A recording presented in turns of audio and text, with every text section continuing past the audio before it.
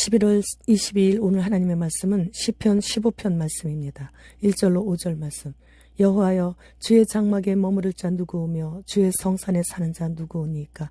정직하게 행하며 공의를 실천하며 그의 마음에 진실을 말하며 그의 혀로 남을 허물하지 아니하고 그의 이웃에게 악을 행하지 아니하며 그의 이웃을 비방하지 아니하며 그의 눈은 망령된 자를 멸시하며 여호와를 두려워하는 자들을 존대하며 그의 마음에 서원한 것은 해로울지라도 변하지 아니하며 이자를 받으려고 돈을 구워주지 아니하며 뇌물을 받고 무죄한 자를 해하지 아니하는 자이니 이런 일을 행하는 자는 영원히 흔들리지 아니하리이다. 본시는 다윗의 시로서 하나님의 장막에 머물 자의 자격에 대해 논하면서 시인은 묻고 대답하고 정직과 공의와 진실을 좌우명으로 살아가며 하나님 앞에서 신실하고 타인과의 관계에서 불의를 행치 않는 것이라고 정의를 내립니다. 주의 장막과 주의 성산은 하나님께서 전격적으로 보호하고 다스리시는 곳을 말하는데 그곳에서 하나님과 교제하며 동행하는 축복된 삶을 살며 머무를 자는 누구이며 그곳에 사는 자는 누구냐고 묻고 있는 거예요. 그러면서 대답을 하는데 먼저 하나님과 수직적인 관계에서 있는 자라야 한다고 말합니다. 그는 자신이 고백한 그대로의 사람이며 자신의 정직을 하나님께 입증할 수 있는 자라야 한다고 말하고 있어요. 그에게는 흠이 있지만 굳이 그것을 자책하거나 숨기려 하지 않으며 자신의 모든 것을 하나님의 것에 맞추려고 애쓰는 자여야 하는 거죠. 언행에 있어서 성령님의 인도를 받아 매사에 하나님을 기쁘시게 해드리는 자여야 하죠.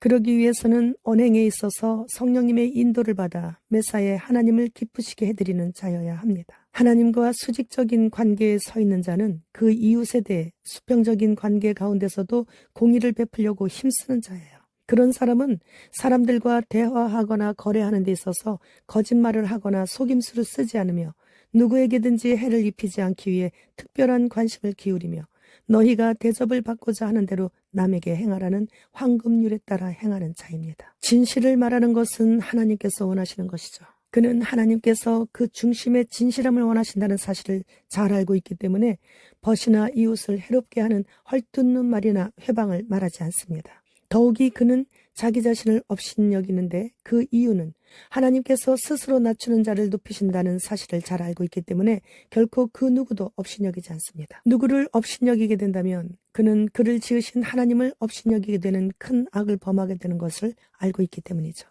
남을 업신여기는 자는 다른 사람들에게 존경을 받지 못합니다. 그러나 여호와 하나님을 두려워하는 자들에게는 사람들이 그들을 존중해 줍니다. 세상 풍조는 하나님을 경외하는 자를 비웃죠. 그러나 하나님을 경외하는 자에게는 그들도 함부로 하지 못하고 그를 존중해 줍니다.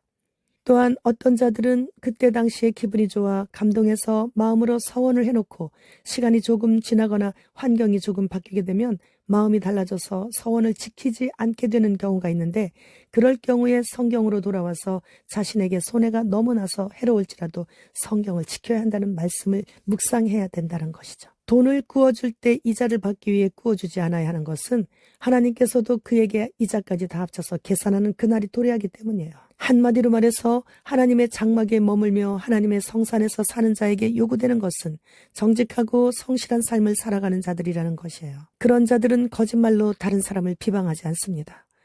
혀로 남을 허물하는 자들은 그 혀로 유언비어를 퍼뜨리고 가슴에 피수를 꽂는 말을 그 혀로 함으로 인해 독사에 물려 죽이는 것과 같이 사람을 죽음에까지 이르게 한다는 것이에요. 독사는 그 사람을 물어 죽일 수 있지만 독을 먹으면 독한 혀는 접근하는 자뿐만 아니라 멀리 있는 사람에게까지도 손상시킬 수 있기 때문에 입술을 특히 조심해야 한다는 교훈을 주시는 것입니다. 정직한 자, 공의를 행하는 자, 마음에 거짓이 없이 진실한 자, 남을 허물하지 않는 자, 이웃의 허물을 들춰내지 않고 덮어주는 자, 교만한 눈을 하지 않고 여호와를 두려워하는 자들을 존대하는 자, 마음에 서운한 것은 해로울지라도 변하지 않는 자, 가난한 자에게 이자를 받지 않는 자, 뇌물을 주면서 자신의 유익을 챙기지 않는 자, 이런 자들은 주님의 성산에 지어져 있는 주님의 장막에서 사는 자들이라고 말씀하시고 계세요. 이렇게 행동하며 살아가는 자는 어떠한 요동에도 결코 흔들림 없는 자인 것이죠.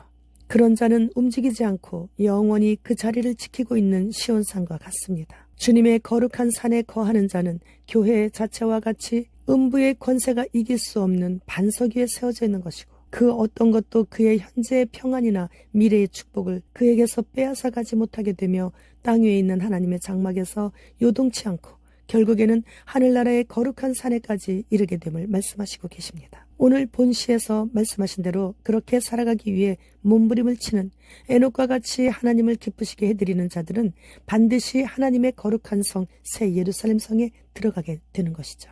현재 이란이 이스라엘과의 전쟁에 관여하지 않겠다고 하든지 말든지 이스라엘 전쟁이 휴전을 하든지 안 하든지 중요하지 않습니다. 미국은 이미 이란에 대한 경고로 중동에 핵탄두를 탑재한 미사일을 발사할 수 있는 잠수함 배치를 공개적으로 발표했습니다. 예루살렘 지하 신전에 숨겨진 제3성전의 모습이 담긴 비디오 영상을 봤습니다. 벌써부터 내년에 제사 드릴 붉은 암송아지가 준비되었고 이미 레위인들이 공개적으로 모두 모여 찬양 연습도 마쳤습니다. 슈왑은 스마트 도시, 스마트 정부, 스마트 교통 등 4차 산업혁명은 쓰나미처럼 우리에게 다가온다고 했습니다. 완전 통제사회로 진입하게 되는 이 끔찍한 일들이 2024년도부터 본격적으로 시작하게 된다는 것이죠. 올겨울을 잘 지내야 아름다운 2024년도를 맞이할 수 있는 것입니다. 주님, 어서 오시옵소서. 마라나타.